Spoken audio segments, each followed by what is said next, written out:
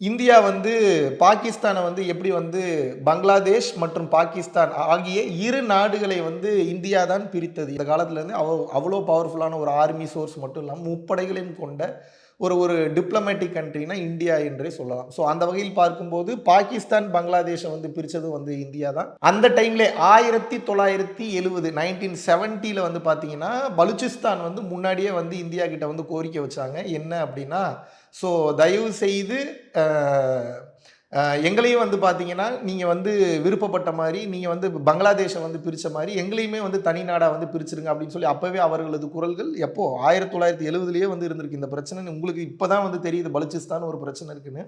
1970லேருந்து இந்த பிரச்சனை இருக்கு.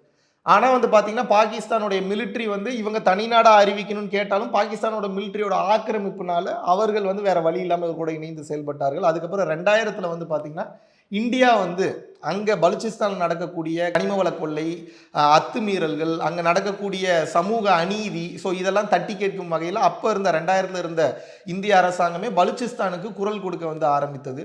ஸோ அதனுடைய தொடர்ச்சியாக 2016ல இப்போ நம்ம பாரத பிரதமர் மோடி ஐயா அவர்களுடைய அரசாங்கத்துல அவர் வந்து ஒரு அஃபிஷியலா வந்து ஒரு பிரஸ் ஸ்டேட்மெண்ட் வந்து செங்கோட்டையில வந்து குடுக்குறாரு ரெட் ஃபோர்ட்ல. ஸோ அதுல வந்து ரொம்ப கிளியரா, ரொம்ப தெளிவா வந்து பார்த்தீங்கன்னா பேசியிருந்தாரு. பலுச்சிஸ்தான்ல இருக்கக்கூடிய மக்களும் நம் மக்கள் தான். அங்க இருக்கிறவங்க வந்து பாதிக்கப்படுறாங்க.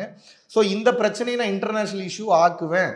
இத இன்டர்நேஷனல் இஷ்யூ ஆக்குறது மட்டும் இல்லாம, அங்க இருக்கக்கூடிய மக்களுக்கு நான் நீதியை பெற்றுத் தருவேன். இதற்காக பாஜகவும், இந்திய அரசாங்கமும் எப்போதும் துணை நிற்கும் என்று ஒரு உறுதியளித்தார். ஸோ அந்த வகையில பாருங்க, இது இப்பதான் நமக்கு தெரியுது. ஆனா 2016லயே நமது பாரத பிரதமர் மோடி ஐயா அவர்கள் வந்து பலுச்சிஸ்தானுக்காக வந்து குரல் குடுத்திருக்கிறாரு.